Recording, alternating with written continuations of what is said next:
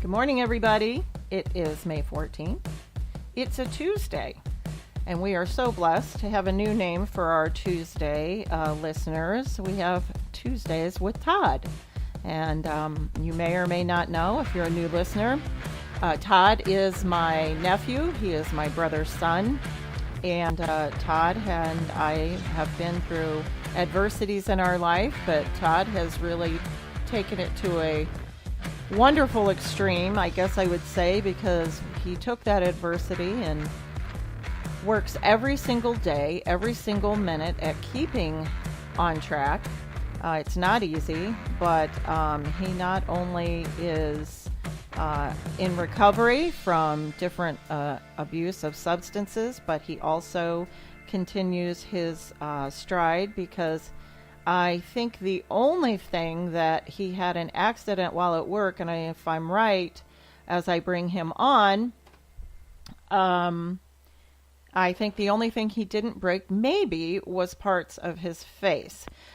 So God love him, and that is, together with family, what kept him healthy and alive, and to be strong enough to get through what he got through. But it led me this morning. I got a lot of things up in the air going on in my life, good and bad. And good can sometimes get you nervous too. I actually am going to be going to lead with this, just because it's not in any specific order, but I'm going to be traveling to Orlando. At the same time, pretty much my daughter's traveling to Arizona for business. At the same time, Tim is getting surgery on his shoulder. And of course, my daughters, they live an hour and a half to 4 hours away, my other two. And it's just at a point to where, see, even breathe.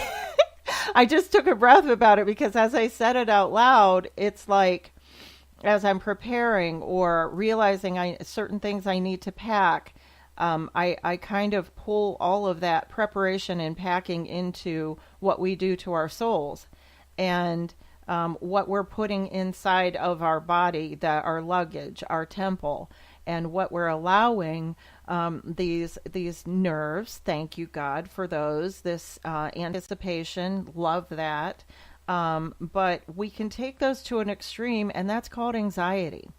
And a lot of times, whether you are a person with anxiety, chronic, or somebody like me who gets a dose of it every now and then and go, this just doesn't feel good. I know this doesn't feel good. What am I going to do with all of this? I do know people that have chronic anxiety, and a lot of times that's where special words like Xanax come from, or Prozac, to help them along.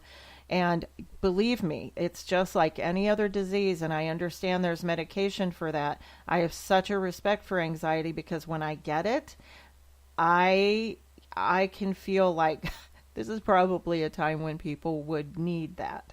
And I'm the type of person, I'm really trying to go through different periods like that on my own, so that I can try my hardest to manage it on my own. And if there's ever a point where I felt like I needed to go to the doctor, I would.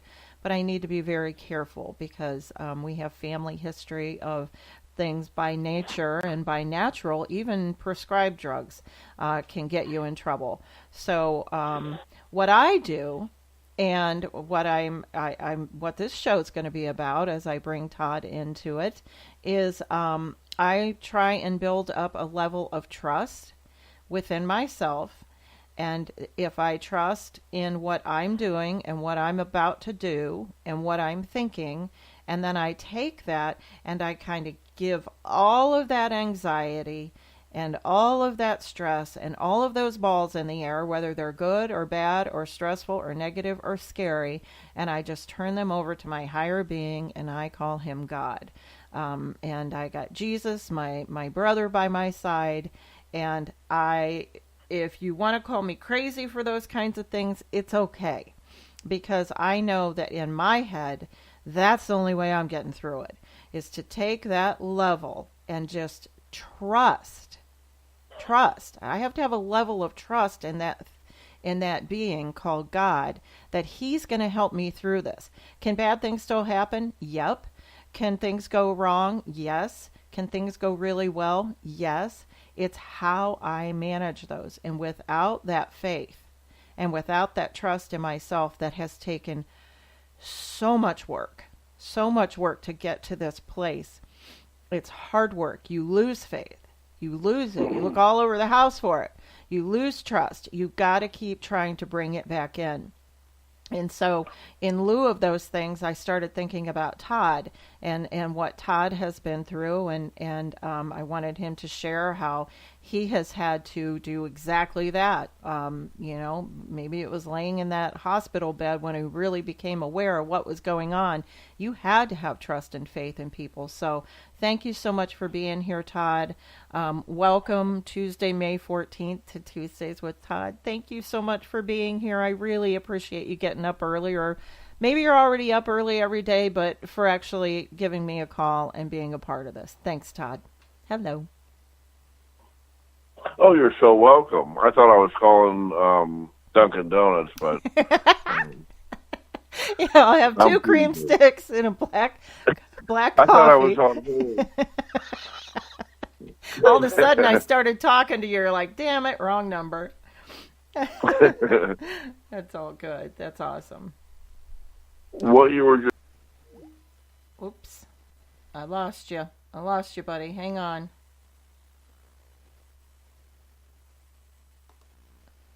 Hold on, guys. I lost Todd. Give me a minute.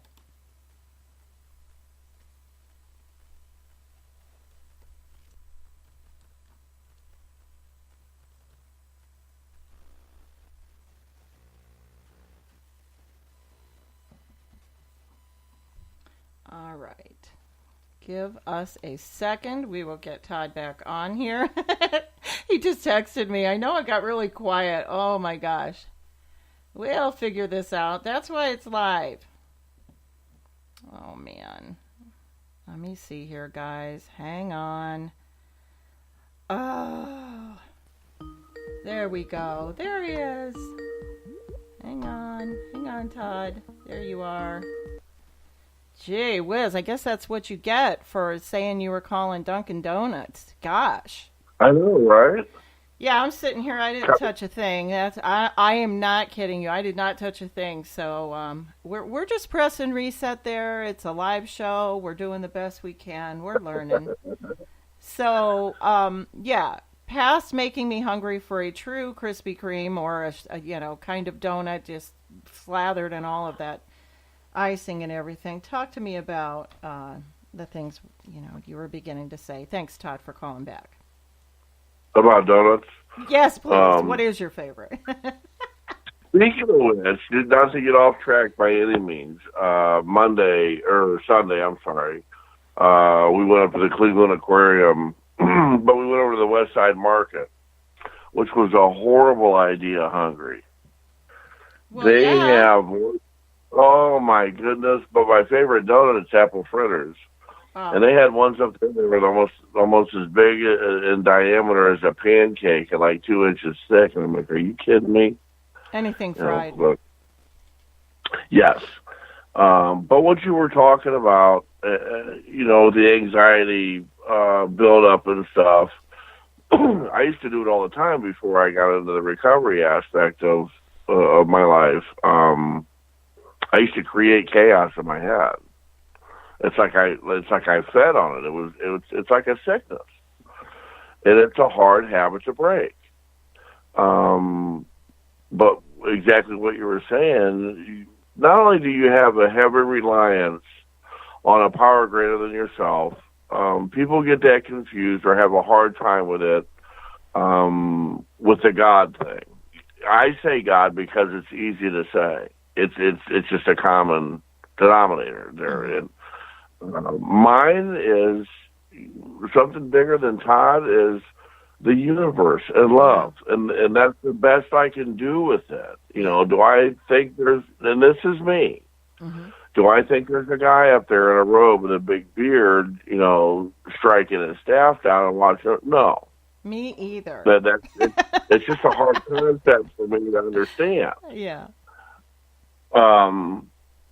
With the other avenue of it, because I had a hard time with it in the beginning of my sobriety because I didn't. I wanted you to show yourself to me. I wanted to see it in front of me. I wanted this realistic human entity in front of me to prove that to me. When in all reality, it's all around me. Always has been. And that's what I go with. He's always proven. I'll tell you what, Todd. A long time ago, and whether you like her or not, Goldie Hawn, I adore her, and I think that it's so impressive what her and Kurt Russell have done. And I know they're Hollywood, and I know they're just out there and everything, but I remember her talking about raising her kids many, many years ago. And she said, she told them the same thing, have a belief in something greater than yourself, and she also called it God. And she said, when you're about to do something and you get that little funny feeling in your heart, and she said, even if it's good, it's like a tickle and it just makes you feel so happy inside. She said, that's God. And she said, and that thing when you're about to do something and you're thinking maybe you shouldn't? She said, that's God. She said, those are things that are built in. And I always loved that. I just got chills talking about that because that's how I feel. I know that they've given images of what, Jesus and God should look like and all of these things and all of these beautiful stories that are told in the Bible. But I have put myself in a place where it just has to. There just has to be somebody else who can help me out and who, something else I can lean on.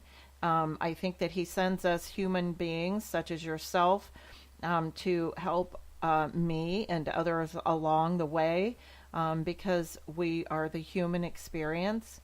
Like you said, show me.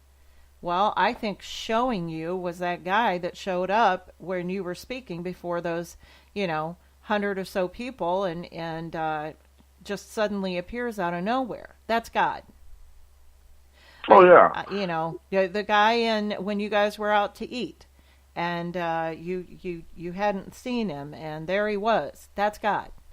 That's the universe, and I'm really big on the universe too.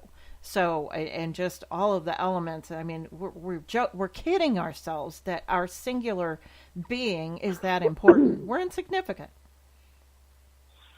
Well, for a long time when I was in the nursing home, and it was some of it was out of boredom, but a majority of it was curiosity. I started studying the 12 laws of the universe, and one of them, is the biggest one for me. Besides the first one, is having an actual divine oneness that we are all connected in one way, shape, or form.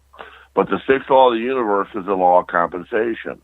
And that basically is karma. What you put out there, you're going to get back. Mm-hmm. If you put negative energy out there, if you put, if you're constantly walking around like the world's against you and life's happening to you and not for you, that's what you're going to get back. Yeah. But if you're putting out love in a hand, as simple as a smile at somebody, holding the door, whatever it may be, yep. Because the world is a lot different than what it used to be. It is a lot different just in our short time, our short lifespan so far up until now. The difference from 10 years ago, 20 years ago, 30 years ago. We almost live in a world of shameless, humorless individuals to where, you can't even crack a joke without somebody getting offended and making a big hoo-ha about it. But on the same token, they'll be on social media asking for a free car. It's like, there's just no shame in their game, but don't say something wrong or you're going to offend them. And it's really hard to watch because it's seeing unhappiness in others. Yeah. Well, and I keep saying, and I'll keep saying it, social media can be the best of us or the death of us because what it is, Todd, is it's not only, in my opinion, that we have out there all of this technology and things like that we're supposed to make things better, but now we've given, and I'm using it, I have a platform with which to be able to speak out and talk out